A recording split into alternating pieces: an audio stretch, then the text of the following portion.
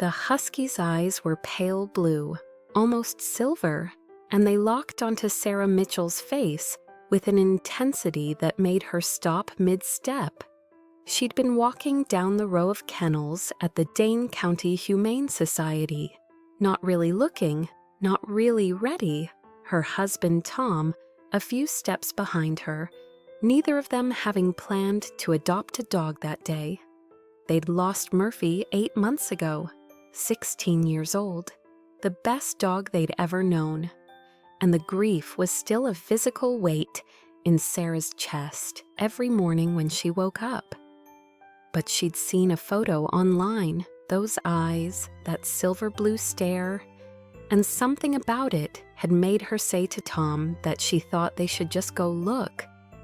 Now she was looking, and the dog was looking back.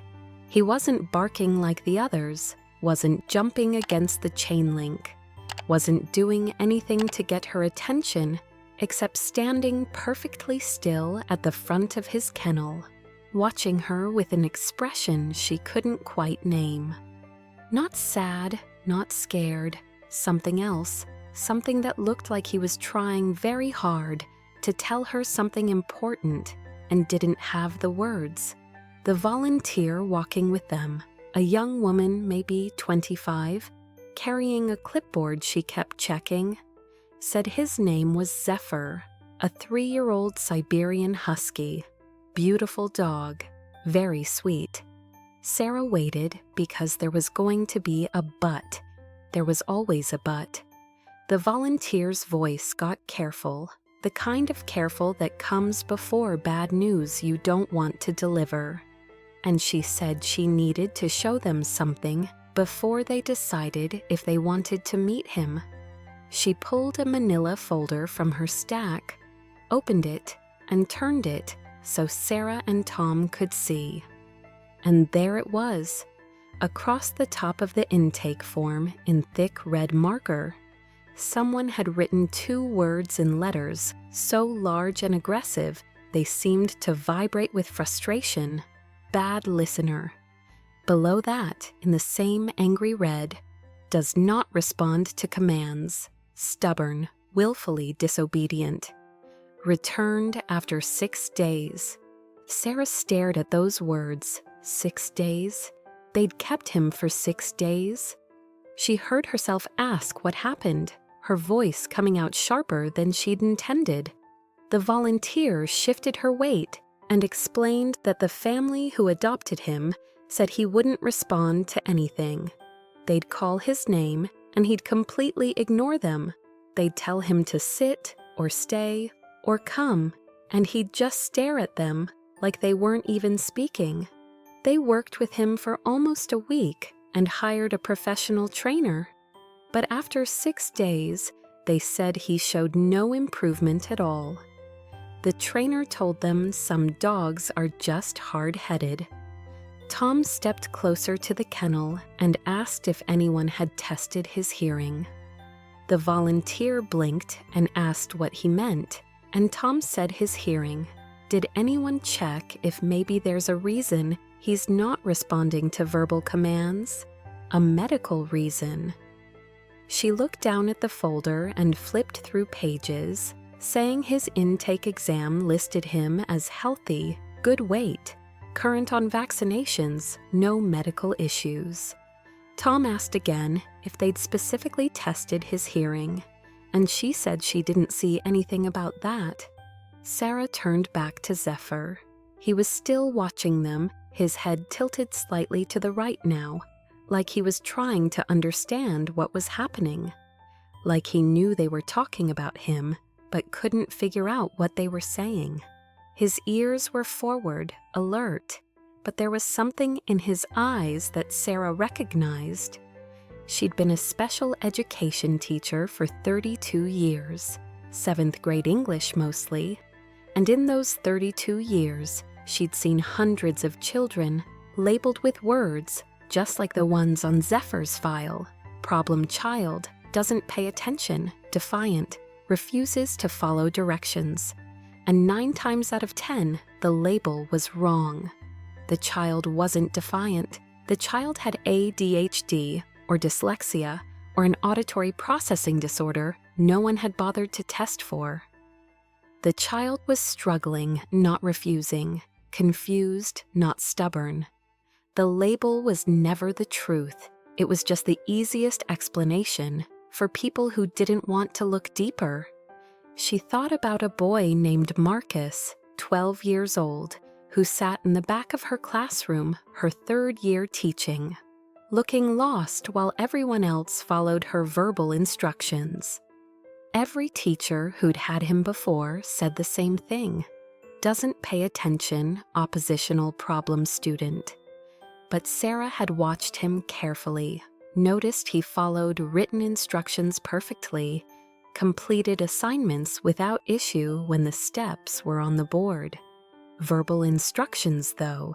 He'd miss half of them, get confused, fall behind, and then because he didn't want to look stupid, he'd act like he didn't care. It took her 8 months to convince the school to test him. Auditory processing disorder. His ears worked fine, the sounds went in, but his brain couldn't turn them into meaningful language fast enough. By the time he figured out what a teacher had said, the class had moved on. Once they knew, everything changed. Written instructions, visual schedules, extra processing time. And Marcus went from problem student to honor roll. The label had been wrong. Sarah looked at Zephyr now, at the way he was watching their mouths move without any sign of comprehension, and she felt something shift in her chest. She said she wanted to meet him, and the volunteer looked surprised and asked if she was sure even after seeing the file. Sarah said especially after. They brought Zephyr into one of the small meet and greet rooms. Beige walls, concrete floor, the smell of disinfectant and anxiety. The volunteer unclipped his leash and left them alone, the door closing with a hollow sound. Zephyr stood in the center of the room, not cowering, not aggressive, just there, watching, his weight balanced evenly, like he was ready to move in any direction, but committed to none. Sarah sat on the wooden bench against the wall and made herself small and calm. Tom stayed standing, arms crossed, studying the dog the way his father had taught him to study animals growing up on a farm in rural Wisconsin. Tom said Zephyr's name in a clear voice at normal volume and told him to come. Nothing. Zephyr's eyes were on Tom's face, watching intently, but he didn't move, didn't shift his weight, didn't react at all. Tom tried again, louder, calling his name and commanding him to come. Still nothing. No flicker of recognition, no tilt of the head, nothing that suggested he'd even registered that sound had been made. Tom said quietly that he wasn't reacting to his name at all. Sarah stood and walked toward Zephyr slowly, at an angle, giving him space. He didn't move away, but he turned his whole body to face her as she approached, his eyes locked onto her face, reading her, studying her. She stopped 3 feet away, and then without saying anything, without making a sound, she extended her hand toward him, palm up, fingers relaxed. Zephyr looked at her hand, looked at her face, looked back at her hand. Then he took 2 careful steps forward and pressed his cold nose into her palm. She could feel his breath, the warmth of it against her skin. She closed her fingers gently around his muzzle, not squeezing, just acknowledging. His tail wagged once, twice. She let go, took a step backward, and Zephyr followed. She took another step back, and he followed again, his eyes never leaving her face. She stopped and held up her hand, palm out, the universal gesture for stop, and Zephyr stopped instantly and sat without being asked. Sarah felt tears burn her eyes. She looked at Tom, who was staring at the dog with an expression she'd never seen on him before. She said he wasn't ignoring them, that he couldn't hear them, and her voice broke on the words. Tom's face went pale, and he whispered, "Oh my God." Sarah explained that he was reading body language, visual cues, that he'd responded to her hand gesture immediately.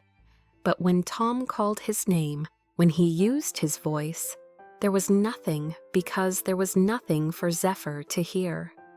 She knelt down in front of him, made herself even smaller. He stayed sitting, his eyes never leaving her face.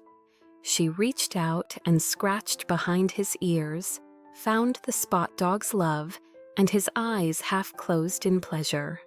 And then a small sound escaped his throat, a soft whine of contentment, a sound he couldn't even hear himself make. Sarah's heart cracked wide open. This dog had spent his entire life in silence. He'd never heard a human voice, never heard his own name called. And for 6 days, a family had called that name over and over, getting louder and more frustrated each time, while he watched their mouths move and tried desperately to understand what they wanted from him. They'd called him stubborn. They'd called him disobedient. They'd written BADLISTENER in red marker on his file. And all he'd been doing was trying to learn a language no one was teaching him. Tom said they needed to test this to make sure. Sarah understood. They had to be certain. She told Tom to turn around and face the wall. Tom turned so his back was to the dog. Sarah held up one finger to Zephyr in a gesture for wait, and he stayed sitting, watching her. Then she pointed at Tom's back, and Zephyr's head swiveled to look at Tom. Tom said Zephyr's name loudly, still facing the wall, and told him to come. Nothing. Zephyr didn't move. His expression didn't change. Tom clapped his hands, sharp and loud, 3 times, the sound echoing off the concrete. Still nothing. Zephyr sat there with mild curiosity on his face, no indication that any sound had registered. Then Sarah stomped her foot hard on the concrete floor. Zephyr's head whipped around instantly. His ears perked. His whole body went alert. He'd felt the vibration through the floor, through the pads of his feet. He couldn't hear the stomp, but he could feel it. Tom turned around, his voice thick, and said Zephyr was completely deaf in both ears. Sarah wiped her eyes and said that no one had noticed, not the shelter, not the family, not the trainer they'd hired. They'd all just decided he was a bad dog. Zephyr stood and walked to her, pressed his body against her legs, leaned into her like he was trying to anchor himself to her presence. His tail was wagging now, slowly, hopefully. The wag of a dog who'd been disappointed before, but was willing to try one more time.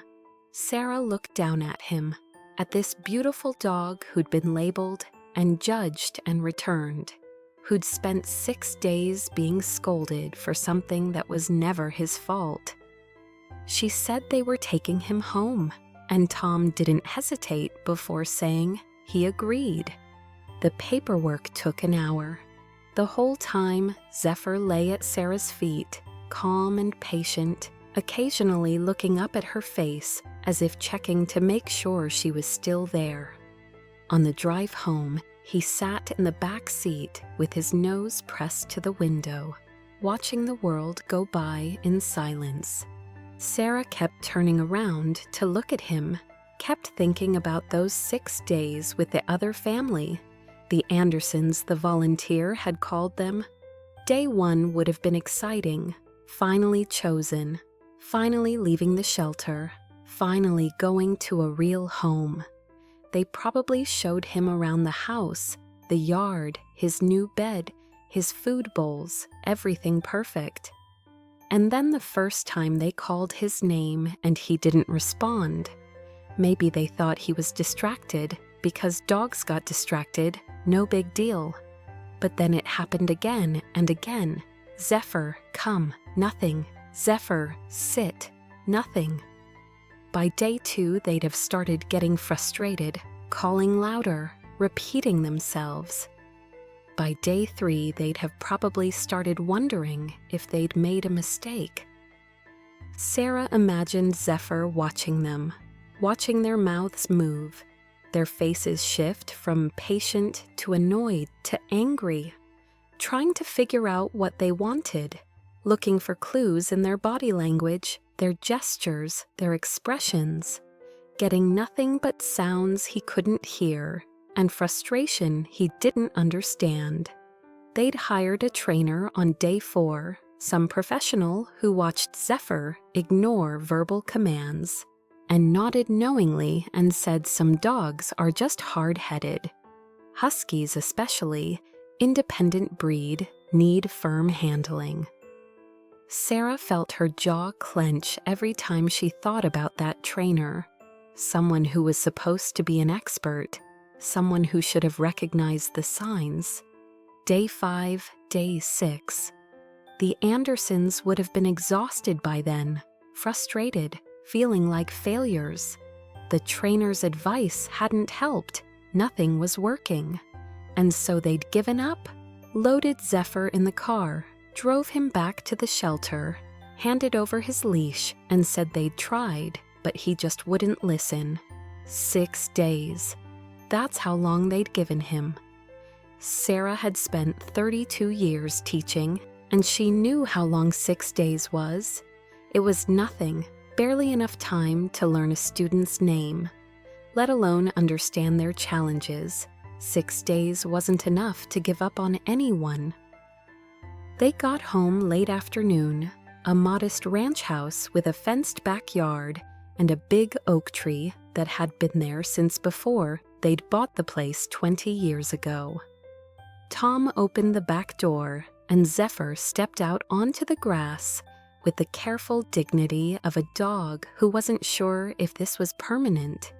He sniffed the air, investigated the fence line, found a patch of sun near the garden, and lay down in it. Sarah watched him for a long moment, then pulled out her phone and called the veterinary clinic they'd used for their previous dogs.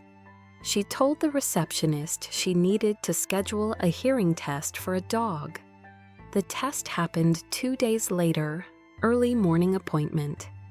They used something called a BAER test, brainstem auditory evoked response, with small electrodes placed on Zephyr's head, sounds delivered through earphones, and a computer monitoring whether his brain registered any of it.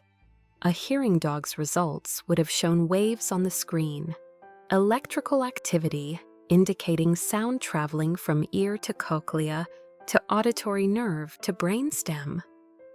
Zephyr's results showed flat lines, nothing.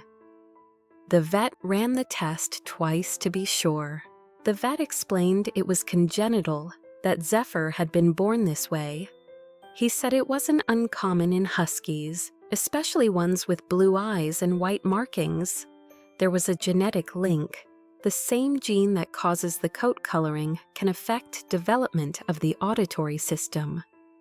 Tom said quietly that Zephyr had never heard anything his entire life, never heard a human voice, never heard another dog bark, never heard his own name.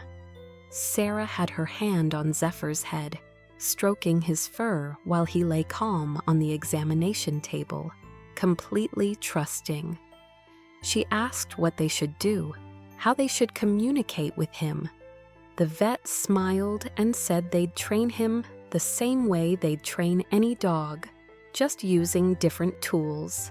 Hand signals instead of verbal commands, visual cues instead of sounds.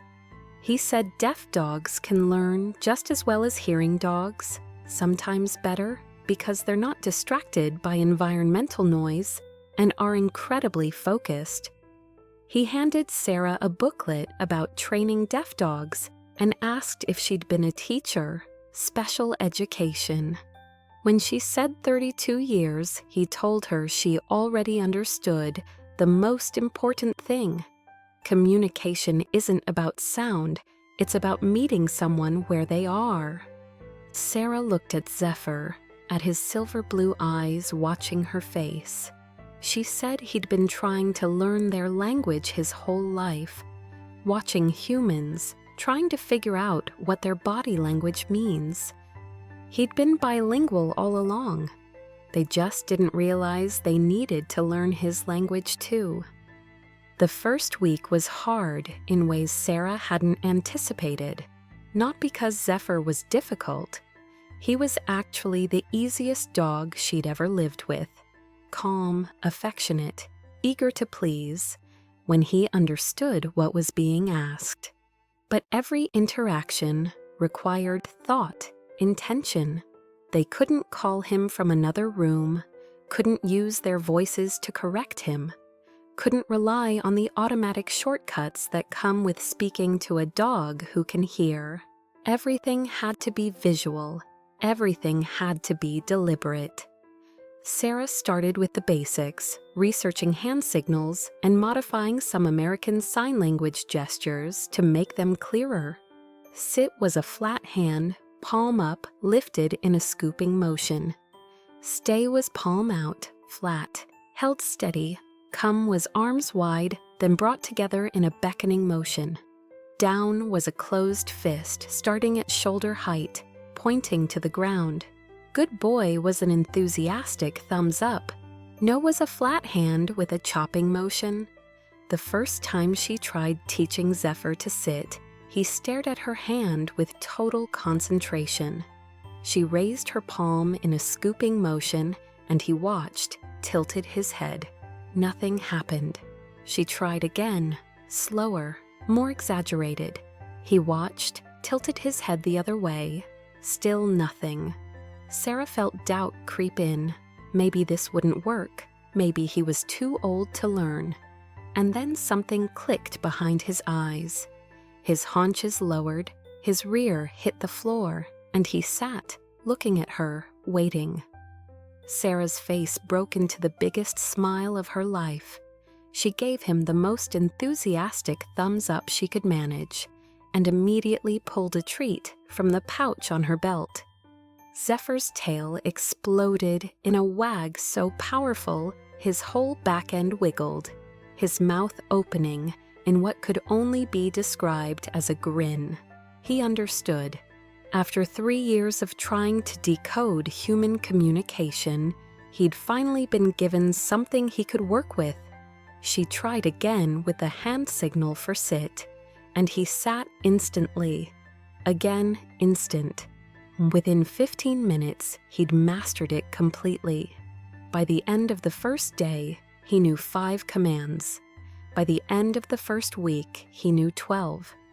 He learned faster than any dog Sarah had ever trained, faster than Bailey, who'd been in professional obedience classes, faster than Murphy, who'd been the smartest dog she'd ever known, because Zephyr had been preparing for this his whole life. He'd spent 3 years watching humans, studying their movements, trying to decode body language. He'd developed an almost supernatural ability to read visual cues.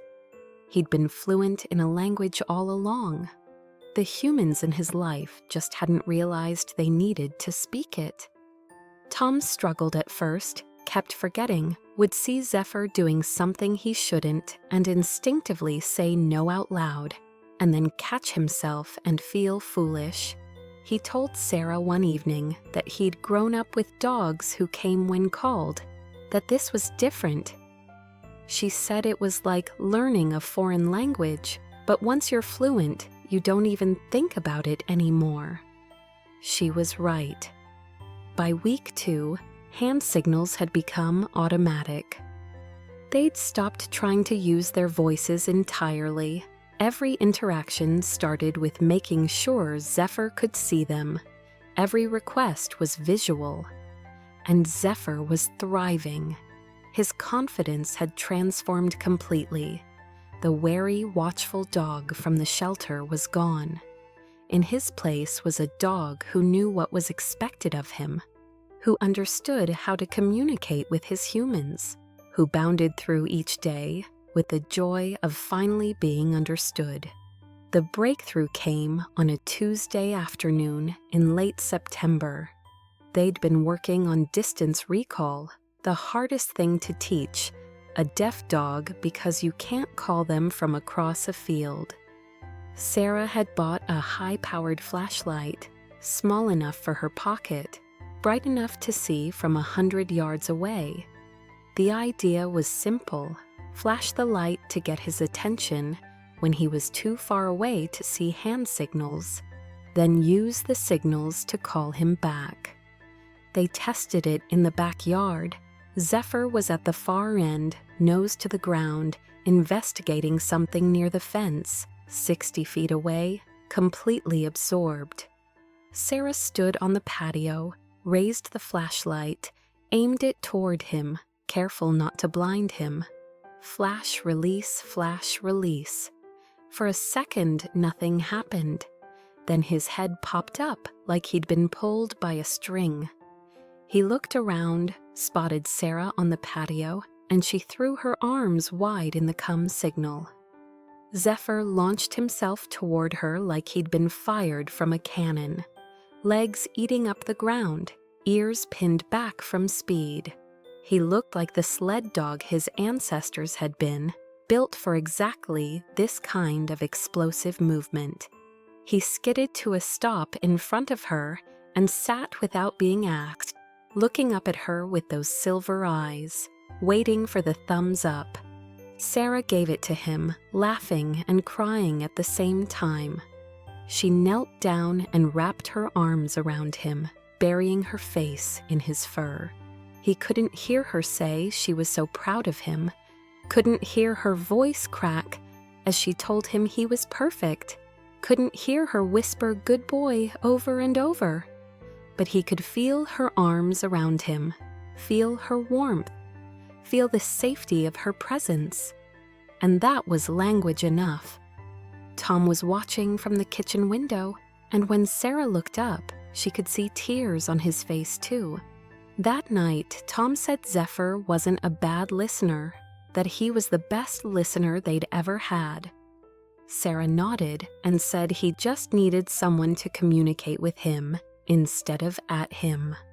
3 months after, they brought Zephyr home. Sarah posted a video online, nothing fancy, just 45 seconds on her phone, showing Zephyr in the living room, responding to hand signals: sit, down, stay, come, spin, high five.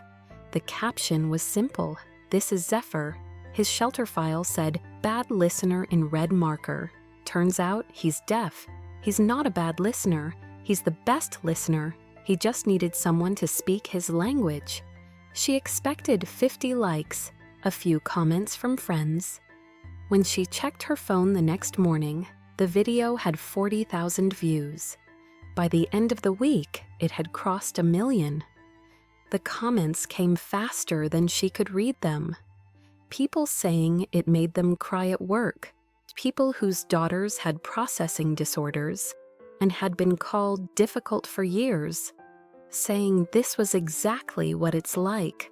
Shelter workers saying they were showing it to everyone on staff. People saying the red marker broke them. People thanking her for not giving up on him.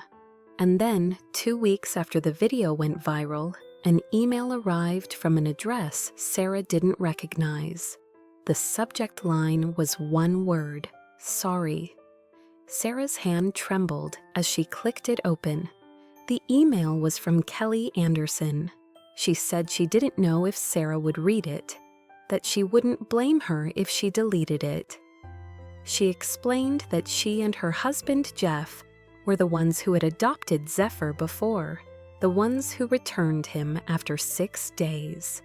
She said she'd watched Sarah's video probably 100 times and cried harder each time because she saw what Sarah saw when she looked at him: the intelligence, the focus, the way he watches so carefully. waiting for the next signal. She said she saw all of that when he lived with them. She just didn't understand what it meant. Kelly wrote that they thought he was ignoring them, that when they'd call his name and he didn't come, they got frustrated. When they gave commands and he'd just stare at them, they got angry. The trainer they hired said some dogs are just hard-headed and told them to be more assertive. One night, her husband grabbed Zephyr's collar and forced him to sit because he wasn't responding to verbal commands. And Kelly watched his eyes fill with fear and confusion because he didn't understand what he'd done wrong, and she did nothing. She didn't stop it, didn't question the trainer's advice, didn't ask if maybe something else was going on. She said her mother had asked on day 5 if they'd had his hearing tested. She thought about it, she almost did, but she talked herself out of it because the trainer had 20 years of experience, and surely she would have noticed something as obvious as deafness. Kelly said she trusted the wrong expert. She said she failed him. They all failed him. She couldn't stop thinking about those 6 days, about all the times they yelled his name louder and louder, not understanding that he couldn't hear them, about how confused and scared he must have been, not knowing what he'd done wrong. They wrote stubborn on the surrender paperwork. Someone else wrote bad listener on his file, and they left him there. But then Kelly shared something that made Sarah's breath catch. She said they'd done something because of Zephyr. 3 weeks earlier, they'd adopted a dog from a different shelter, a 4-year-old Dalmatian named Luna who was deaf. This time they knew what to look for, learned hand signals before bringing her home, prepared. And Luna was amazing, smart and loving and responsive. Not stubborn, not difficult, just deaf, just like Zephyr. Kelly said she would never forgive herself for giving up on him, but she was trying to honor what happened by doing better. She asked Sarah to give Zephyr a hug from them, to tell him they were sorry, and to tell him they were so glad he found her. Sarah read the letter 3 times. The first time with anger, 6 days they gave up in 6 days. The second time with sadness for Kelly and Jeff, who'd wanted to do right and just hadn't known how. The third time with something like peace, because Kelly was trying, she was learning, she'd adopted another deaf dog and was determined not to make the same mistakes. That mattered. Sarah wrote back and told Kelly that Zephyr was happy, healthy, and loved. She said dogs live in the present, and he didn't hold grudges, and she didn't blame them. She explained that in 32 years of teaching, she'd seen countless children get mislabeled because the adults around them didn't know what to look for.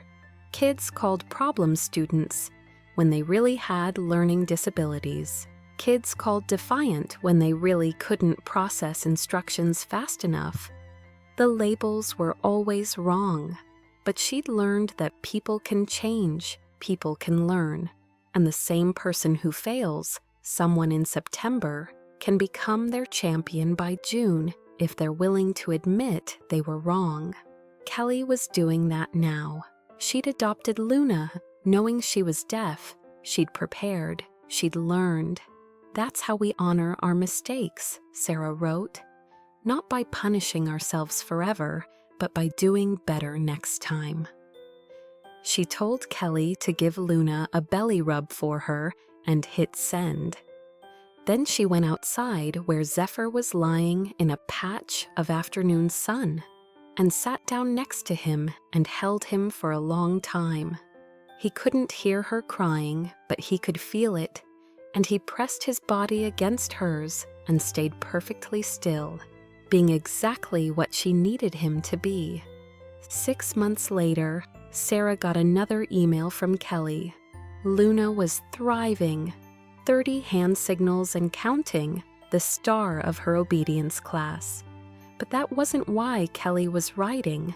She said they'd started volunteering at the shelter where they got Luna, that she and Jeff taught a workshop once a month on recognizing hearing loss in dogs.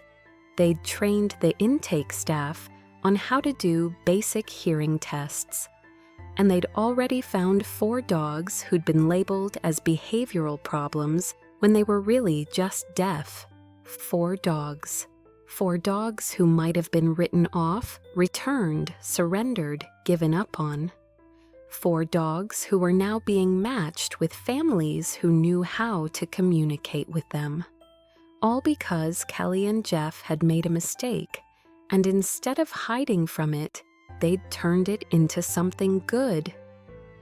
Sarah forwarded the email to Tom with just one line. "This is why we tell the story. Not to shame people, to teach them." Tom wrote back with a single emoji. Thumbs up, their signal for good boy. It's been 2 years now since Sarah and Tom brought Zephyr home. 2 years of hand signals and flashlights and vibrations through the floor. 2 years of learning a new language together.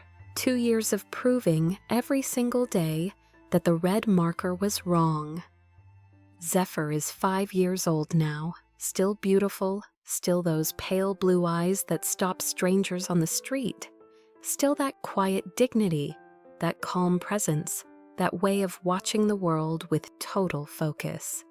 He knows over 50 signals now, everything from the basics to tricks that make people laugh. Roll over, play dead, find the ball, get your leash, go to your bed. He responds to commands from across a football field, a flash of light, a wave of arms, and he's moving before Sarah's hands have finished the gesture. He's not stubborn, never was. He's brilliant. He was always brilliant. He just needed someone to see it. Sarah thinks about the red marker sometimes, those thick, angry letters across the top of his file. Bad listener. She thinks about all the people who saw those words and kept walking, who looked at his kennel and passed him by, who assumed the label was true, because why would anyone write it if it wasn't? Labels have power. Sarah knows that better than anyone. They shape how we see. They create the reality they claim to describe. A child-labeled problem student gets treated like a problem. Teachers expect trouble. They watch for it. They find it even when it's not there. A dog labeled bad listener gets treated like a bad dog. Adopters expect stubbornness. They interpret everything through that lens. The label creates the problem it claims to identify. But labels can be wrong. Labels can be rewritten. Sarah is sitting on the back porch now, watching Zephyr play on a November afternoon, cold enough to see her breath. He's found a massive stick dragged from somewhere, and he's shaking it with ridiculous joy, his whole body wiggling, his tail a blur. He can't hear the wind chimes on the porch, can't hear the cars on the distant road, can't hear Tom laughing at him from the kitchen window. But he can see Sarah watching, can see her smiling, can see her give him the thumbs up. That means, good boy, I see you, you're exactly right, just as you are. And that's enough. That's always been enough. She thinks about what the vet said that first morning after the BAER test about how deaf dogs can be better learners because they're so focused, because they're not distracted by sound.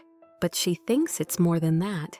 She thinks Zephyr is a better communicator than most hearing dogs because he's had to be, because he spent 3 years trying to understand a world that wasn't giving him the tools he needed, because he developed an almost supernatural ability to read faces and bodies and gestures. He was fluent in visual language before Sarah ever met him. She just had to learn to speak it. Communication isn't about speaking, Sarah realizes. It's about being understood. Zephyr spent 3 years trying to be understood by people who wouldn't learn his language, people who expected him to communicate in a way that was impossible for him, people who blamed him when their expectations weren't met. And then he found Sarah. Sarah, who looked at a dog labeled bad listener and asked a different question. Not why won't he listen, but why can't he hear? One question assumed the dog was the problem. The other assumed there might be more to the story. That's the difference between labeling and understanding, between judging and curiosity, between giving up after 6 days and committing to learning a new language. Zephyr didn't need to be fixed. He needed to be met where he was. Somewhere in a filing cabinet at the shelter, his file still exists, still has those 2 words scrawled across the top in red. Bad listener.